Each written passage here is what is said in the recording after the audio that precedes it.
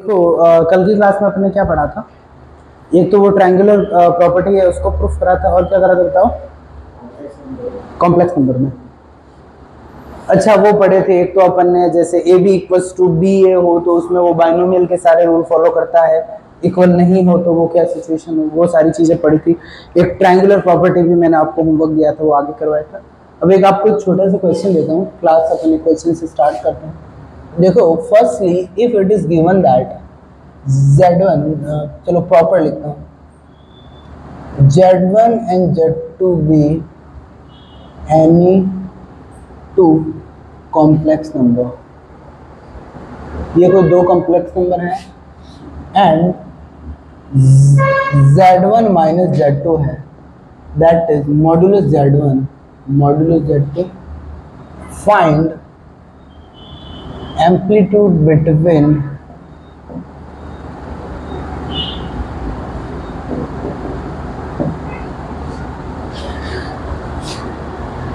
देखो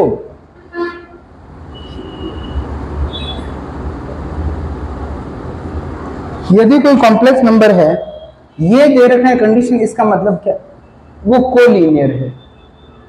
equal to sign आ जाए ना, मतलब कोलीनियर है। ठीक है, अब इसको एक्सप्लेन करेंगे कैसे। जैसे यहाँ एक पॉइंट समझो, हर चीज का आपको ज्योमेट्रिकल मीनिंग आना चाहिए। इसका मतलब है कोलीनियर है और ऑपोजिट साइड में है। ये समझ लिया आपने क्या, Z1 समझ लिया, ये इस डायरेक्शन में जा रहा है Z1, ये P समझ लिया, और ये समझ लिया क्या, Q समझ लिया, ये यहां से आपने समझ लिया O, ये आपने समझ लिया Z2। दोनों के डायरेक्शन ऑपोजिट है तो ये Z1 माइनस Z2 का मॉड्यूलस, मतलब समझ गया ना, डायरेक्शन ऑपोजिट है मतलब ये पॉजिटिव हो गया, ये इस डायरेक्शन में इसीलिए नेगेटिव लिया। समझ में आ रहा है ना, तो इसका सम, मेरी बात समझ रहे हो नहीं समझ रहे हो, इज दैट क्लियर ना। और equals to Z1 minus Z2 मतलब ये पूरी इसकी लेंथ हो गई। ठीक है, Z1 माइनस Z2 हो गई, और ये समझ लिया डायरेक्शन ऑपोजिट है ना, ये समझ लो Z2 इस पॉजिटिव डायरेक्शन में इसीलिए इसका नेगेटिव है, दोनों का सम हो गया। ये इक्वल टू क्या होता है, ये यहां से यहां तक पूरी डिस्टेंस है PQ। ठीक है, ये यहां से लिख दो PQ equals to OP plus OQ। ठीक है, और OP कितनी है, मॉड्यूलस Z1, और ये हो गया माइनस मॉड्यूलस Z2। तो यहां से Z1 माइनस Z2 क्या हो जाएगा, Z1 प्लस, तो ये जब इक्वल टू का साइन है इसका मतलब क्या है, पॉइंट्स आर कोलिनियर। ठीक है, इज दैट क्लियर ना। ये ऐसे ही रहने दो, डायरेक्शन ऑपोजिट है इसीलिए नेगेटिव लगा दो। अब दोनों के बीच में यदि कोलिनियर पॉइंट है तो उनके बीच में एंगल क्या होता है, इस डायरेक्शन में, ऑपोजिट डायरेक्शन में होंगे तो क्या होगा, पाई होगा, पाई होगा ना। प्रिंसिपल में हो तो पाई बोल सकते हो, और बिना प्रिंसिपल बोलो तो यहाँ माइनस पाई भी बोल दो, पाई और माइनस पाई। आपको पता है ना प्रिंसिपल वैल्यू में पाई इंक्लूडेड है, माइनस पाई नहीं है। माइनस पाई को पाई में कन्वर्ट कर सकते हो प्लस 2 पाई करके। एग्जैक्टली ऐसे मेजर करा तो पाई हो गया, ऐसे मेजर करा तो माइनस पाई हो गया, बट माइनस पाई प्रिंसिपल में यूजुअली इंक्लूड नहीं करता है। एग्जैक्टली है ना, तो यहाँ से क्या हो गया, आंसर पाई हो गया। अब इसमें आपको दिक्कत आई है तो मैं आपको एग्जाम्पल से और इसको क्लियर कर देता हूँ। एग्जाम्पल ले लिया, एक पॉइंट ले लिया P equals to 1 minus iota, और Q इक्वल्स टू ले लिया आपने, इसका माइनस से मल्टीप्लाई कर दो, -1 प्लस आयोटा। ठीक है, अब यहाँ पॉइंट निकालने आपको आ रहे हैं, मुझे बताओ P पॉइंट कौन से क्वाड्रेंट में है, Y नेगेटिव X पॉजिटिव। ठीक है, यहां से आपको दिख रहा है कि π/4 है, इज दैट क्लियर। और वो पॉइंट कहाँ है, X नेगेटिव Y पॉजिटिव, ये है ये, और ये पाई माइनस π/4, तो आपको दिख रहा है ये क्या हो गया, 3π/4 हो गया। और नहीं दिख रहा तो निकालने का आपको तरीका आता है। एम्पलीट्यूड क्या होता है बताओ, एम्पलीट्यूड का आपको पहले निकालना होता है थीटा, जैसा कि मैंने बता रखा है, वो होता है tan inverse modulus Y modulus X। ये आप आराम से सॉल्व करो। ये यदि आपके पास आ जाए थीटा तो यहाँ फिर होगा आपका थीटा, यहाँ होगा पाई माइनस थीटा पाई, और यहाँ होगा माइनस थीटा। तो इनका पॉजिटिव निकालोगे ना, दोनों का सेम ही आएगा, क्या π/4 आएगा। तो इधर का ये आपका थर्ड क्वाड्रेंट में है, तो पाई माइनस पाई बाय 4 तो 3 पाई बाय 4 हो जाएगा, और यहाँ माइनस थीटा हो जाएगा तो माइनस का पाई बाय 4 हो जाएगा। Is that clear? तो आपको निकालना है क्या, amplitude Z1 minus amplitude Z2। इसको ले लिया आपने क्या, Z1 लेट, इसको ले लिया Z2। तो Z1 का एम्पलीट्यूड क्या है बताओ पाई बाय 4, तो थीटा ऐसे लिया तो क्या हो जाएगा, माइनस का पाई बाय 4 हो जाएगा, और माइनस दूसरे वाले का एम्पलीट्यूड क्या है, ये आपका Z1 आ गया, ये पहला एम्पलीट्यूड Z1 का हो गया, माइनस इसका क्या हो गया 3 पाई बाय 4, तो आपका आंसर आ गया माइनस पाई। और यदि इसको प्रिंसिपल में कन्वर्ट करना है तो आपको पता है माइनस पाई है, तो इसमें 2 पाई ऐड कर दोगे तो ये क्या हो जाएगा, पाई हो जाएगा। तो ये आपका आंसर आ गया, एक ही चीज़ है दोनों भाई। इधर एंगल नेगेटिव में होता है, इधर क्या होता है, कोई दिक्कत है क्या, समझ में आया या नहीं आया? अब देखो एक लाइन की इक्वेशन निकालते हैं, लाइन की कॉम्प्लेक्स इक्वेशन निकालते हैं। अब सारी बेसिक एकदम चीजें हैं, इजी है, कोई ऐसे डिफिकल्ट नहीं है। लाइन की कौन सी इक्वेशन निकालते हैं, कॉम्प्लेक्स इक्वेशन। देखो लाइन की इक्वेशन क्या होती है बताओ, लाइन इक्वेशन होती है y equals to mx plus c होती है, ठीक है। और लाइन को ऐसे भी लिखते हैं lx plus my plus n equals to 0, दोनों एक ही चीजें मैं बता देता हूँ कैसे। Complex equation of A line. Next आपका टॉपिक है complex equation of a line. एक लाइन की आपको क्या निकालनी है, कॉम्प्लेक्स इक्वेशन निकालनी है। लाइन की इक्वेशन ले लिया lx plus my plus n equals to 0।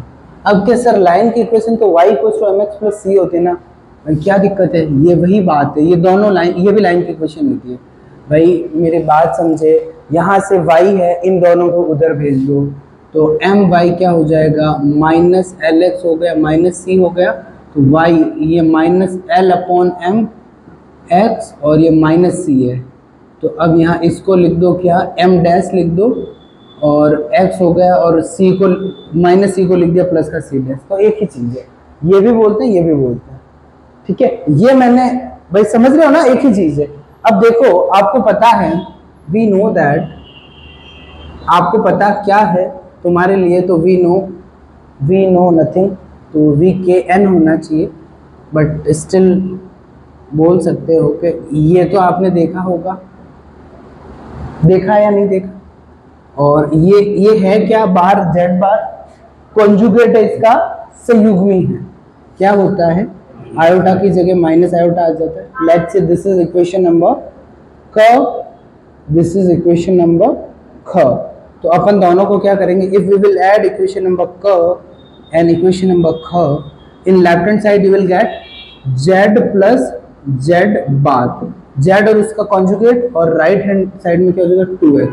यहाँ से x की वैल्यू निकलेगी z प्लस z का कॉन्जुगेट बाय 2।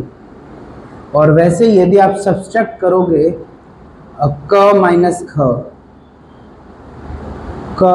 माइनस ख करोगे तो क्या आ जाएगा, देखो यहाँ से सीधा लिख दूं क्या, y इक्वल टू आ जाएगा z minus z bar upon 2 iota, ये किसकी, y की, समझे।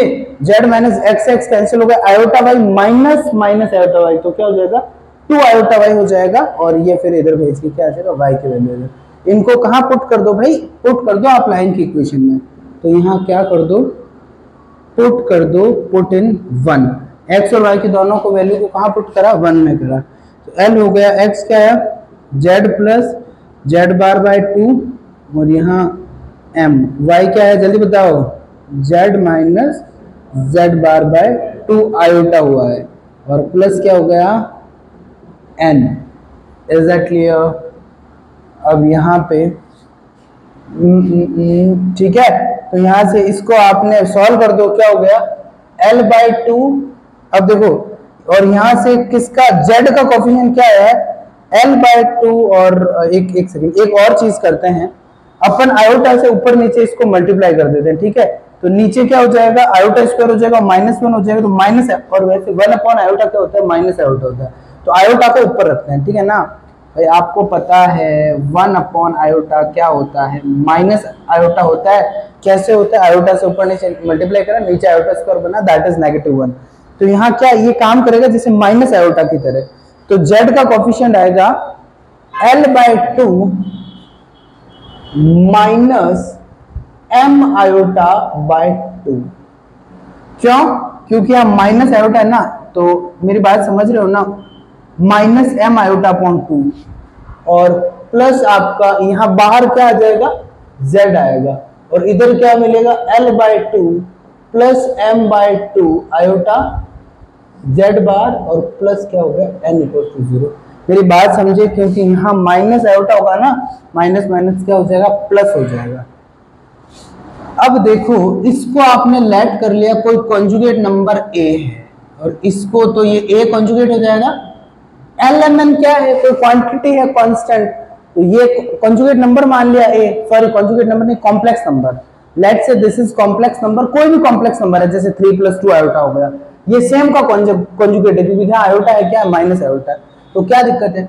और n को ले लिया क्या, इसको n को क्या ले लिया, n = ले लिया -c।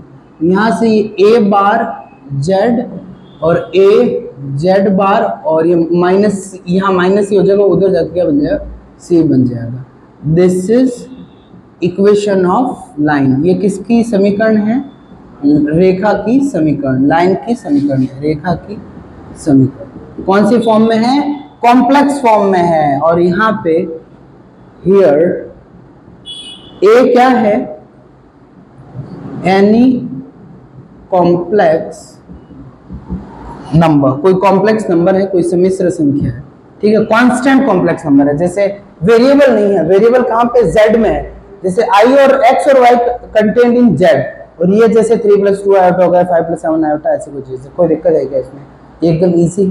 तो लाइन की कॉम्प्लेक्स इक्वेशन क्या हो गई, a bar z plus a z bar = c। इसको ऐसे भी बोल सकते हो, ये कांस्टेंट है, यहाँ -c की जगह +c ले लेता तो इधर आ जाता, कहीं a की जगह b डिनोट करा होता है। नॉर्मल क्या हो गया, एक कॉम्प्लेक्स नंबर का कॉम्प्लेक्स नंबर जो वेरिएबल कॉम्प्लेक्स नंबर है, यहाँ a क्या भी यानी कांस्टेंट, अचर सम्मिश्र संख्या है, ठीक है। मेरी बात समझ में आई या नहीं आई, यहाँ तक कोई दिक्कत है क्या। अब देखो इसके बाद चीज़ों को थोड़ा और आगे बढ़ते हैं। जो समबहुभुज है उसके जो वर्टिसेस हैं, ठीक है, रेगुलर पॉलीगॉन है, उसके जो वर्टिसेस है उसको आप कॉम्प्लेक्स नंबर की हेल्प से कैसे डिनोट करते हैं। कैन आई इरेज दिस,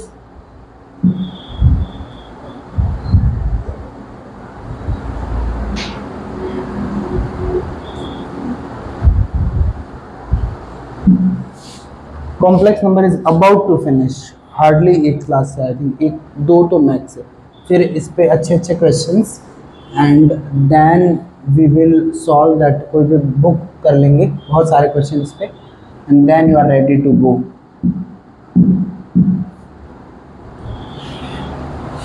अब देखो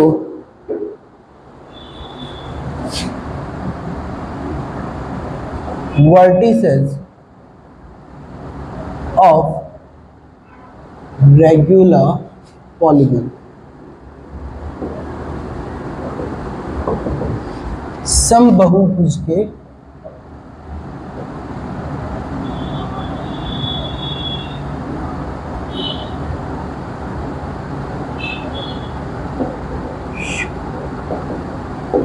इन कॉम्प्लेक्स नंबर,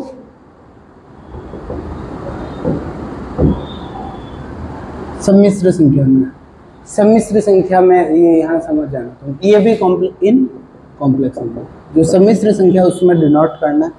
तो रेगुलर पॉलीगॉन किसको बोलते हैं, सबसे पहले जिसकी सारी साइड्स क्या हो, इक्वल हो, दैट इज रेगुलर। रेगुलर मतलब समबहुभुज इसको हिंदी में बोलते हैं। तो अब देखो जैसे ट्राइंगल हो गया, तो उसमें इक्विलैटरल जो ट्राइंगल है दैट इज रेगुलर पॉलीगॉन हो गया। और उसकी बात करते हैं, स्क्वायर हो गया दैट इज 4 साइड वाला हो गया, फिर पेंटागन 5 साइड वाला।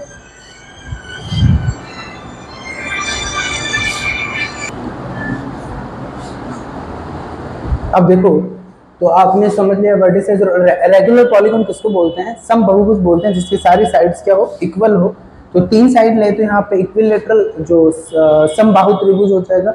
4 साइड यदि ले ले तो क्या बनेगा, स्क्वायर बनेगा, जिसको वर्ग बोलेंगे। 5 का फिर ऐसे ले लेंगे। इसमें पहला ले लेते हैं ट्राइंगल। उससे एक मैं जनरलाइज कर दूंगा, एक फॉर्मूला प्रूव करूंगा। तो यहाँ से 3 साइड का पॉलीगन, पॉलीगन ऑफ 3 साइड्स, तो ये क्या हो गया, ट्राइंगल ले लिया, या एरो बना के लेते हैं, फिर मैं फॉर्मूला बोलूँ फॉर 3 साइड। तो 3 साइड का बनेगा तो क्या बनेगा, ट्राइंगल बनेगा। अब देखो एक चीज समझना, और इसका जैसे है ना सेंटर है ना, समझ लिया क्या है आपका, एक सेकंड, सेंटर को चलो छोड़ो,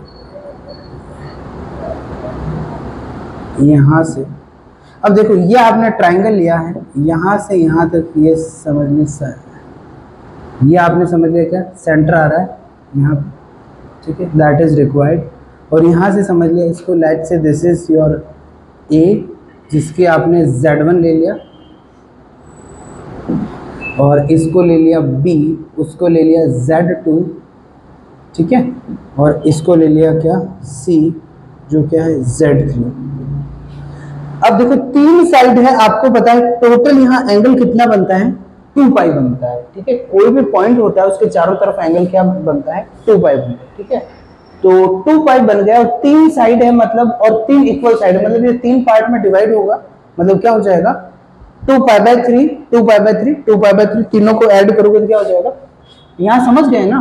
तो इसको अपन यहाँ साइड में ले लेते हैं, यहाँ से ये हो गया, तो इट शुड लुक सेम। तो ये आपका हो गया A, जहाँ Z1 है, और B क्या है, ये आपने O ले लिया, ये Z2 है, और ये C आपने क्या ले लिया, Z3 है।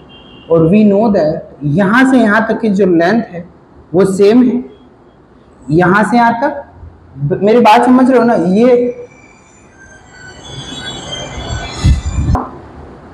अब यहाँ से क्या हुआ, अब जब आपको Z2 निकालना है तो आपको पता है यहाँ से यहाँ तक का ये मैग्नीट्यूड सेम है, तो आपको उस कॉम्प्लेक्स क्वांटिटी, ये आपको याद हो तो मैंने Z1 Z2 वाले जो प्रोडक्ट वाले कॉन्सेप्ट है उसमें सिखाया था कि जैसे आपको OB है वो क्या हो जाएगा, OA को मतलब इसको उस कॉम्प्लेक्स नंबर, यहाँ Z2 हो तो Z1 उससे मल्टीप्लाई कर दो जिसका मैग्नीट्यूड 1 है, मतलब इधर से इधर सेम हो जाए, और एंगल क्या हो जाए, ये जो बीच का एंगल है 2 पाई बाय 3, तो इसका, और यहाँ पे भी क्या है 2 पाई बाय 3, और यहाँ पे भी क्या है, सारे एंगल तो 2 पाई बाय 3 है ना, यू नो दिस। तो आपको पता है OA को किससे घुमा दिया, 2 पाई बाय 3 से, और वो क्या हो गया, आयोटा 2 पाई बाय 3। मेरी बात समझे भाई, OA को किससे घुमा दिया, आयोटा 2 पाई बाय 3 से घुमा दिया, तो क्या मामला बन गया यहाँ पे, समझ गए ना, OB आ गया। मतलब यहाँ से आपको पता है Z2 वो क्या आया है, e की पावर आयोटा 2 पाई बाय 3 क्या हो गया, और Z1 हो गया। अब वापस OC क्या है, OC है वापस OB को 2 पाई बाय 3 पे घुमा दो, e की पावर आयोटा 2 पाई बाय 3 से घुमा दिया किसको, OB को। तो आपका जो Z3 बनेगा वो क्या होगा, e की पावर आयोटा 2 पाई बाय 3 से किसको घुमा दिया, Z2 को घुमा दिया। इज दैट क्लियर और नॉट, समझ में आया, ठीक है। अब ये आपने क्या लिया, 4 साइड और एंड सेंटर एट ओरिजिन, ये ध्यान रखना, सेंटर एट ओरिजिन, जो केंद्र है वो क्या है, मूल बिंदु, केंद्र कहाँ पे हो, मूल बिंदु पे। और दूसरी चीज है 3 भुजाएं, ठीक है, 3 भुजाओं वाले लिया। अब आपने क्या करा, इसको थोड़े आगे बढ़े, मैं पूरा कॉन्सेप्ट समझाना चाहता हूँ आपको। 4 साइड्स, यहाँ पे क्या आपने करा, 4 साइड्स, 4 क्या साइड्स है, एंड सेंटर एट ओरिजिन, जो केंद्र है वो कहाँ पे है बताओ, ओरिजिन पे है। तो उस केस में आपका क्या बनेगा, उस केस में let me draw the diagram first. एक तो स्क्वायर बनेगा, यू नो दिस,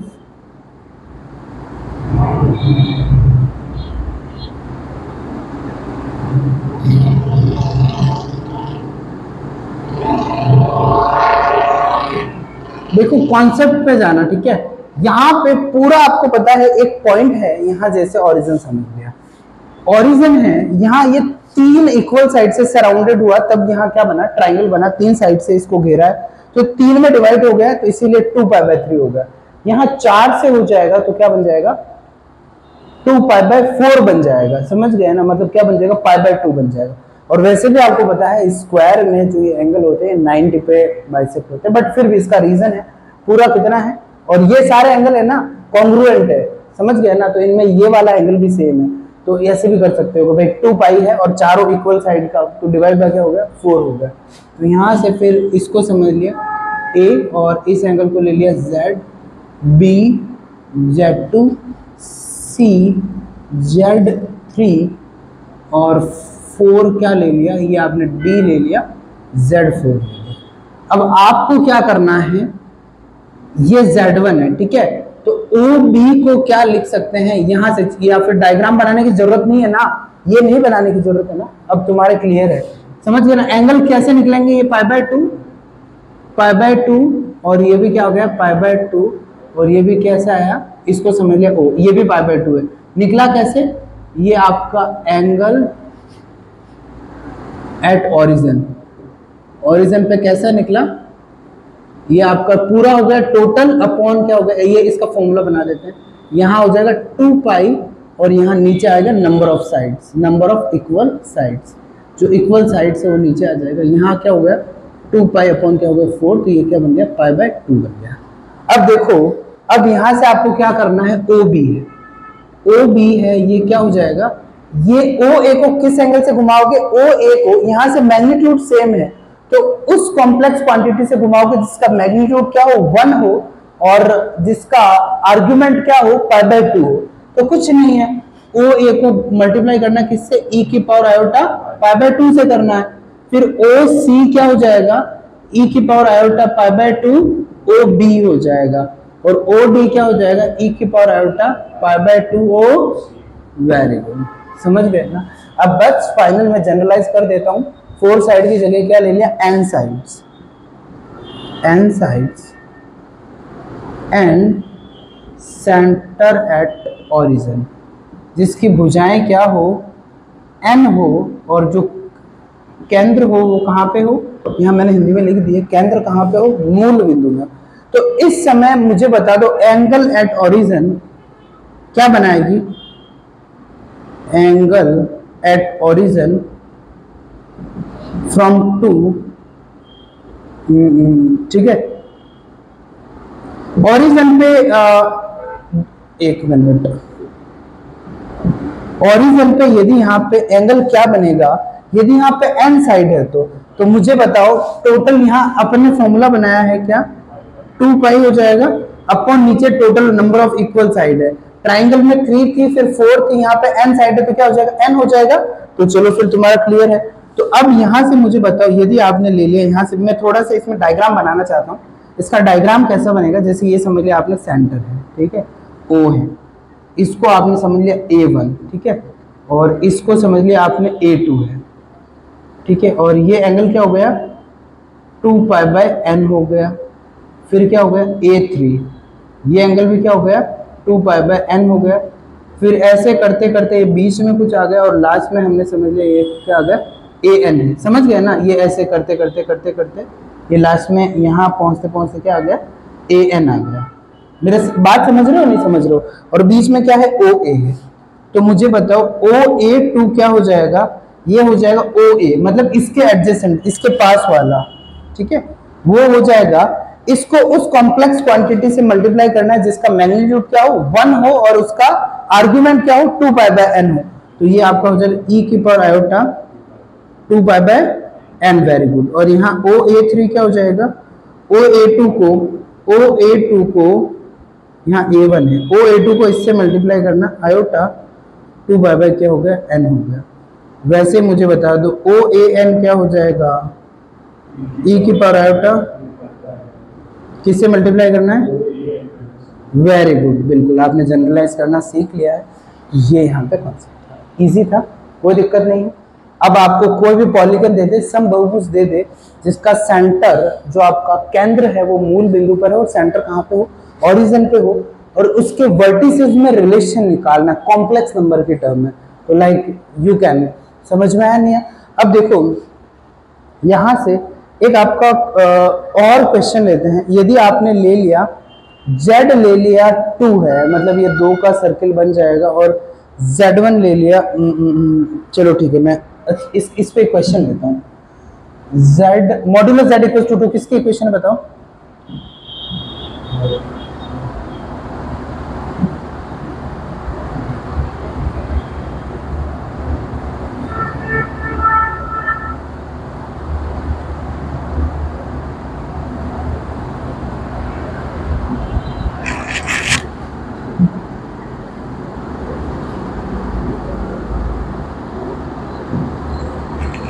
अब देखो यदि आपने मॉड्यूलस z इक्वल्स टू 2 ले लिया and z1 z2 z3 be any be vertices of a triangle, vertices जिसको क्या बोलते हैं, शीर्ष, vertices of an equilateral triangle,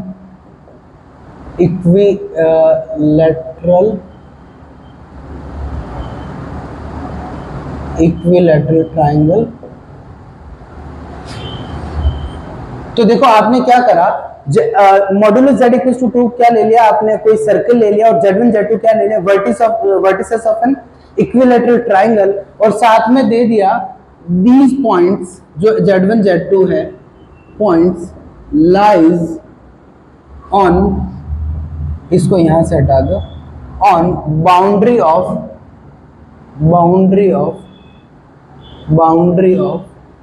ये आपके इस सर्किल की बाउंड्री पे है, ठीक है। और साथ में एक चीज और दे दी है, एंड z1 इक्वल टू दे दिया 1 प्लस आयोटा रूट 3 है, और आपको पूछ लिया find z2 and z3, z2 और z3 निकालने हैं। अब देखो एक समबाहु त्रिभुज दे दिया, यहां से क्वेश्चन यहां से स्टार्ट हो रहा है। z1 z2 z3 है, वो तीन कोई समबाहु त्रिभुज के क्या हो, शीर्ष हो, इक्विलैटरल, ठीक है। और ये कहां पे, इस ट्राइंगल की बाउंड्री पे लाई करे, ठीक है। इससे एक फायदा मिलेगा, बताऊं कैसे। z इक्वल टू 2 क्या है, ये सर्किल की equation of a circle, modulus z equal to r आ जाए तो उस सर्किल का सेंटर होता है 0,0 और रेडियस क्या होती है r। तो इससे जो ट्राइंगल बनेगा ना, उसका सेंटर भी हो जाएगा। देखो कैसे, पहले यहां पे बनाते हैं सर्कल, ठीक है। अब ये सर्कल, आपको एक चीज यहां से क्लियर हो गई, ये सर्किल है जो क्या 2 मॉड्यूलस 2 लेंथ का है, और यूं देखे तो आपको ये नहीं बोलता ना, तो एक चीजें अपने आप होती है, जैसे आपने बोल दिया ना, ये अपने आप z1 क्या है, मॉड्यूलस z1 2 आ रहा है, 1 स्क्वायर रूट 3 स्क्वायर, तो और समझ गया ना, 1 प्लस 3 4 4 का रूट करा 2 आया, तो ऑटोमेटिक आपको पता है कि z1 कहाँ पे आ रहा है, यहाँ पे आ रहा है, ठीक है। या चलो यहाँ आ रहा है, ये आपने ले लिया, o ले लिया, ये a ले लिया जो z1 है, b अपन ने लेट कर लिया क्या है, जो z2 है, c अपन ने ले लिया क्या, z3 है। इक्विलैटरल ट्राइंगल है, तो मतलब बीच में वापस क्या हो गया, 2π/3 एंगल हो गया। तो z2 आपका क्या आएगा, सीधा तुम्हें बताना होगा कितना होगा। इस सेम को किससे घुमा दें, e की पावर, वेरी गुड, 2π/3 से घुमा दोगे z1 को, तो क्या मिल जाएगा, z2 मिल जाएगा। तो यहां से e की पावर आयोटा 2π/3 क्या होता है, ये होता है आपके, यूं देखें तो cos 2π/3 प्लस आयोटा sin 2π/3 होता है, और यूं देखें तो ओमेगा की तो वैल्यू है, पता है ना। तो इसको लिखो, z2 को या लिख दू सीधा -1/2 प्लस आयोटा रूट 3/2 लिख दू ना भाई, ये ओमेगा की वैल्यू तो है, तो इसको लिख दिया -1/2 प्लस आयोटा रूट 3/2 हो गया, और z1 क्या है, 1 plus iota root 3। Is that clear? तो यहाँ से z2 आपका आ जाएगा, यहाँ से देखो माइनस का 1/2 कॉमन ले लोगे ना, तो ये देखो आपका मिलेगा ये 1 माइनस आयोटा रूट 3 और ये 1 प्लस आयोटा रूट 3, तो a square minus b square करोगे ना, तो यहाँ से आपका z2 हो जाएगा माइनस का 2 आ जाएगा। कैसे? 1 स्क्वायर माइनस आयोटा स्क्वायर 3, तो iota square minus minus plus हो जाएगा, 4 मिल जाएगा, 4/2 करोगे -2 आ जाएगा। मेरी बात समझ में आ रही है?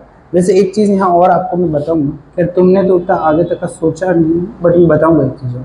तो Z3 कैसे निकलेगा? e की पावर आयोटा 2π/3 से मल्टीप्लाई कर दो किसको? Z2 को। तो यहाँ से क्या हो जाएगा? ये वापस माइनस का 1/2 प्लस आयोटा √3/2 है, इसकी वैल्यू ये ओमेगा ही है, और इनटू ये क्या है? माइनस का 2 है, तो माइनस के 2 से मल्टीप्लाई करते ये क्या हो जाएगा? यहाँ से क्या हो जाएगा? ये 2 से कैंसिल होकर प्लस हो जाएगा 1 माइनस आयोटा √3 है। अब सोचने की बात है, Z1 है, यदि ये ओरिजिन लिया है, ठीक है, तो ये सीधी ये y एक्सिस हो गई है। अब यहाँ ये Z1 है ना, ये क्या है? 1 प्लस आयोटा √3 है, तो इसका मतलब 60 डिग्री होना चाहिए, तो ये पॉइंट थोड़ा ऐसे टिल्टेड होना चाहिए, बट अपन को कोई मतलब नहीं था उसका, मुझे तो दोनों का डिफरेंस से मतलब था। बाकी इसको परफेक्ट बनाते ना, इसको डायग्राम को ऐसे घुमाते, थोड़ा सा इसको ऐसे घुमाते, क्योंकि ए पॉइंट आपका फर्स्ट क्वाड्रेंट में है, ये वाई एक्सिस जैसे दिख रही है। मेरी बात समझ रहे हो ना भाई? यदि ए पॉइंट के कोऑर्डिनेट क्या ले रहे हो? 1, √3 ले रहे हो, तो फिर इसको इधर बताओ ना, फर्स्ट क्वाड्रेंट में। ये ओरिजिन लिया तो वाई एक्सिस पे दिखा दिया, बट डायग्राम अच्छा बना इससे। इज दैट क्लियर ना? तो you don't need to get confuse because of this. Is that clear? समझ में आया? नहीं आया? चलो फिर इरेज कर दूं सारा। अब बात करते हैं कुछ इंपॉर्टेंट जो लोकस है, और उनकी वापस क्या हो जाएगी? Complex equations.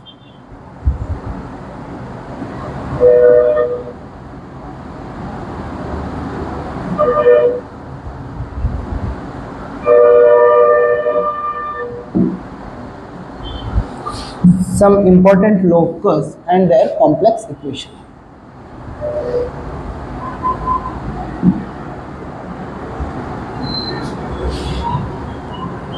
कुछ महत्वपूर्ण बिंदु पथ तथा उनकी सम्मिश्र समीकरण। अब देखो,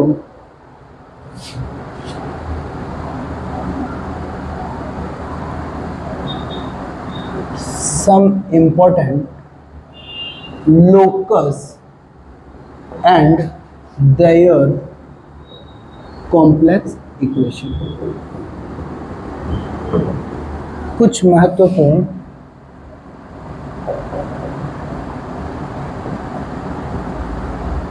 बिंदु पथ तथा उनकी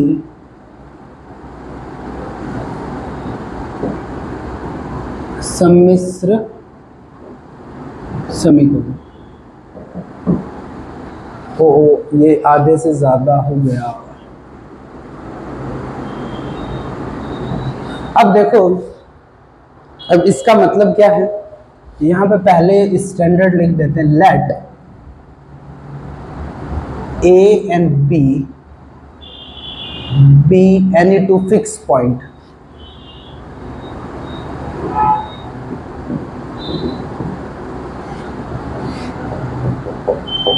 मतलब क्या होगा? स्थिर बिंदु है। ए और बी क्या है? स्थिर बिंदु है, and point P be variable. ये क्या है? ये अचर नहीं है, चर है। वेरिएबल का मतलब है कांस्टेंट, मतलब ये घूमता रहेगा। अब देखो, अब अलग अलग केस लेंगे। केस 1 यहाँ पे, अब देखो तुम पहले मैं समझाता हूँ इसका मतलब क्या है। यहाँ से ये पॉइंट ए हो गया जो अपनी जगह फिक्स है, और ये पॉइंट बी हो गया जो अपनी जगह क्या है? फिक्स है। ये दो क्या फिक्स पॉइंट ले लिए। अब यहाँ पी यहाँ हो सकता है, यहाँ हो सकता है, यहाँ हो सकता है, यहाँ हो सकता है, यहाँ कहीं पे भी हो सकता है। तो जहां जहां पी घूमेगा लोकस होता है, तो लोकस किसका? पी का ही लोकस चेंज कर रहे हैं। तो पी घूम के जो बनाएगा, जैसे पी यहाँ से घूम के एक सर्किल बना दिया, पी ने यहाँ से घूम के यहाँ से क्या बना दिया? पैराबोला बना दिया। समझ रहे हो? पी ने यहाँ से ऐसे घूम के एलिप्स बना दिया, हाइपरबोला बना दिया। मेरी बात समझ रहे हो ना? तो P घूमेगा, उससे जो जहां जहां वो जाएगा उस पॉइंट पे जो लाइन बिंदु पथ, कुछ वर्ड्स का हिंदी में एक्सप्लेनेशन अच्छा होता है। बिंदु पथ मतलब बिंदु का पाथ। जहां जहां P जाएगा उसको रास्ते पीछे पीछे जो उसके, समझ गए ना, भाई P को ऐसे जूते पहना दो जिन और कलर जिनके नीचे से क्या निकलता कलर, फिर P जहां जहां चलेगा उस कलर जो लाइन बनेगी दैट वुड बी बिंदु पर। इज दैट क्लियर ना? तो ये है इसका मतलब। अब मैं अलग अलग केसेस लेता हूँ। केस 1,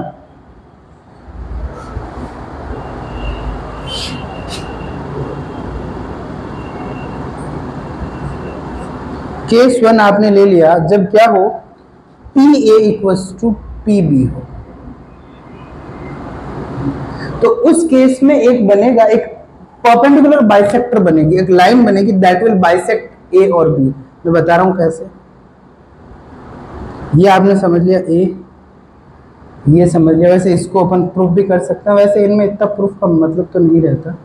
कोऑर्डिनेट ज्योमेट्री की सारी चीजें हैं, कॉम्प्लेक्स में अप्लाई करिए। इसकी कॉम्प्लेक्स इक्वेशन बनानी अभी बनाएंगे, मैं पहले इसको समझ लो पूरा।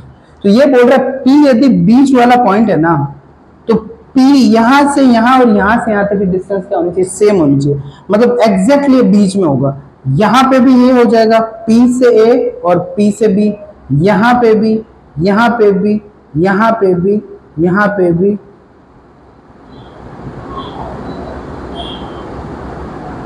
इज दैट क्लियर ना? तो यहां से ये डिस्टेंस, ये डिस्टेंस, तो ये आपका बनेगा, ये क्या लोकस बनेगा P का, ठीक है, जो क्या है परपेंडिकुलर बाइसेक्टर ऑफ AB है। समझ गए ना? केस 1 यदि P और PB दोनों जो पॉइंट P की और A की डिस्टेंस है, A और B क्या फिक्स है, P घूम सकता है, पर एक कंडीशन है P की A से डिस्टेंस है और P की B से डिस्टेंस बराबर होनी चाहिए। एक पॉइंट ये हो गया, देखो ये, फिर इधर भी देखो ये और ये। इज दैट क्लियर ना? तो जो लाइन बनेगी वो लोकस होगा ना P का, वो क्या होगा, locus of P will be perpendicular bisector of line AB। Line AB का क्या हो जाएगा, परपेंडिकुलर बाइसेक्टर, जिसको हिंदी में बोलते हैं लंब अर्ध विभाजक।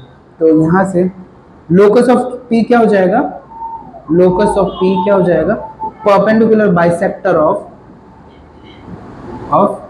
AB, और ये क्या हो जाएगा, अर्धक, लंब अर्धक AB का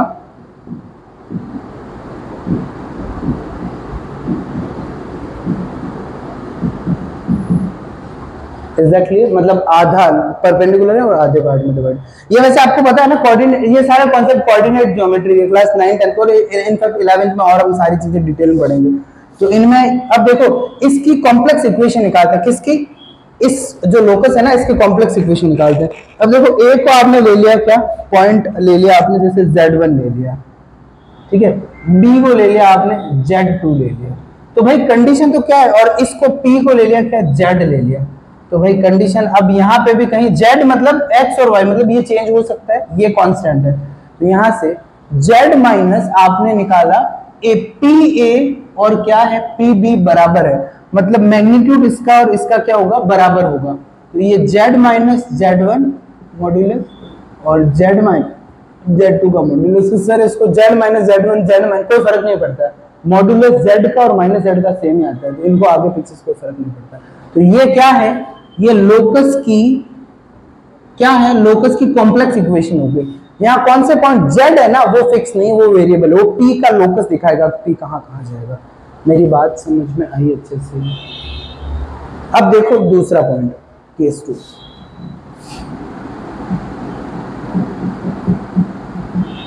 When PA equals to KPB, here K is not equals to 1, यहाँ K क्या नहीं है, 1 के इक्वल नहीं है, ठीक है। तो इस केस में लोकस ऑफ P क्या बनेगा, लोकस ऑफ P बनेगा, वो क्या बनेगा, वो बनेगा आपका सर्कल, मतलब P जहां जहां पॉसिबल होगा ना उसको आप डॉट डॉट डॉट बना के लाइन बनाओगे ना, तो you will get a circle. ये भी आपका कोऑर्डिनेट ज्योमेट्री से लिंक है, पहले मैं आपको समझाता हूँ उससे क्या मामला। एक देखो K1 हो जाएगा तो आप देख रहे हो ये चीज बन जाएगी, ठीक है, इसीलिए K1 नहीं हो सकता। अब मैं आपको वापस इसको किस सेंस में बताता हूँ, ज्योमेट्री के सेंस में बताता हूँ, ज्योमेट्री नहीं सॉरी कॉम्प्लेक्स इक्वेशन, इसकी कॉम्प्लेक्स इक्वेशन बताता हूँ। तो PA जैसे आपने समझ लिया, ये समझ लिया क्या, A पॉइंट समझ लिया, ये समझ लिया क्या, B समझ लिया, ये एक लाइन है। अब यहाँ कोई पॉइंट समझ लिया जैसे Z है, ठीक है, ये P ले लिया और यहाँ कहीं बता दिया, P है और ये क्या है, Z है।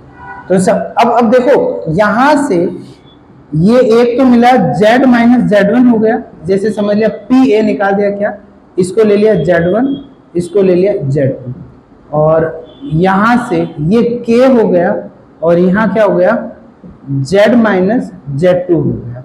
तो यहां से आप देखो ये Z माइनस Z1 अपॉन क्या हो गया, मॉडुलस Z माइनस क्या हो गया, Z2 हो गया, इक्वल्स टू क्या हो गया, ये आपका K हो गया। ये इसकी क्या होगी, कॉम्प्लेक्स फॉर्म होगी। इसका प्रूफ कोई इतना रिक्वायर्ड नहीं है, बाकी आप इसको एक्स वाई से, जैसे इसका एक तुम्हें करवा देता हूँ ताकि तुम्हें हो जाए कि भाई मामला तो सेम ही है, उससे इसका सही है, तुम्हें थोड़ा हो जाएगा। चलो मैं एक प्रूफ भी करवाऊं या रिक्वायर्ड नहीं है, नहीं है, बस याद रख लोगे ना, बाकी करवाएं तो इसका जैसे अपन प्रूफ भी कर सकते हैं। भले आप है ना Z को ले लो x प्लस आयोटा y ले लो, भले इसमें भी कर सकते हो, Z को और Z1 को कोई भी क्वांटिटी ले लो। यहाँ से जैसे इसमें फिक्स रखना, y एक्सिस को रखना है ना, तो Z1 को ले लिया, एक में ले लिया प्लस का 1, एक में माइनस का 1, ऐसी कोई क्वांटिटी ले लो, फिर आप निकालोगे ना तो आ जाएगा, समझ गए ना। बाकी तुम्हें नहीं चाहिए तो इट्स ऑल राइट।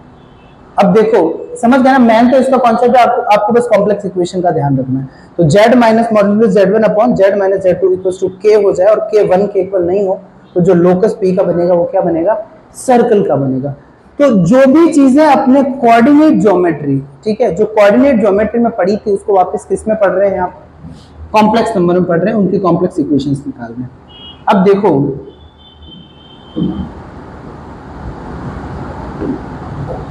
एक बात और, केस 3,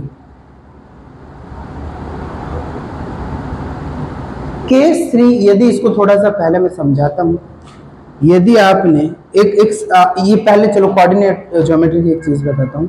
यदि आपको पता है कोई सर्किल है,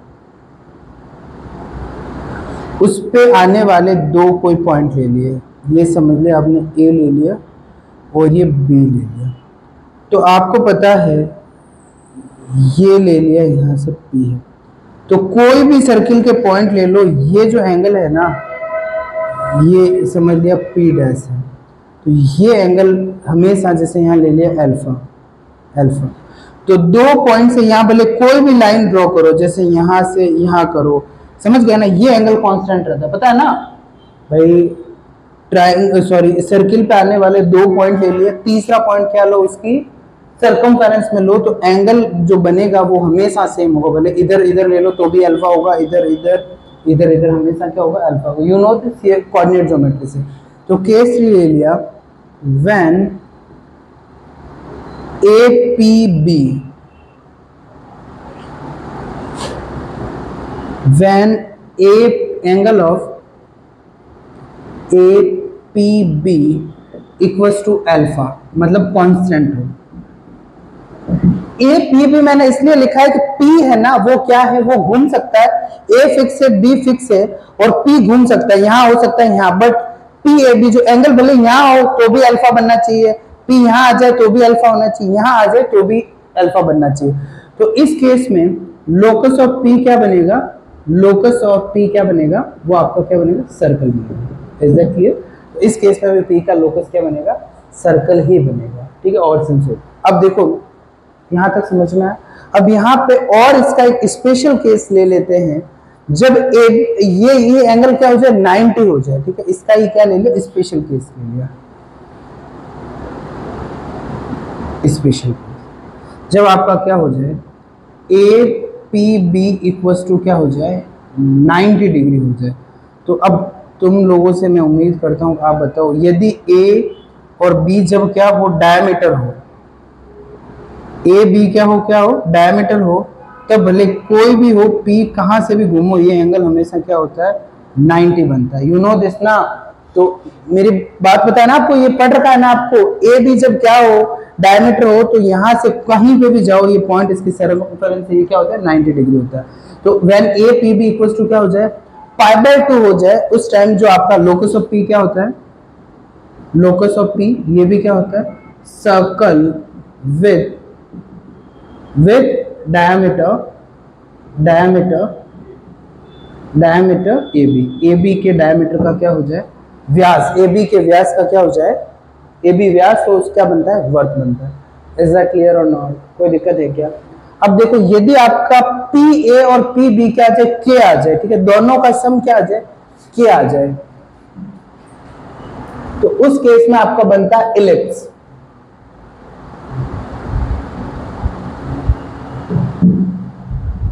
केस 4,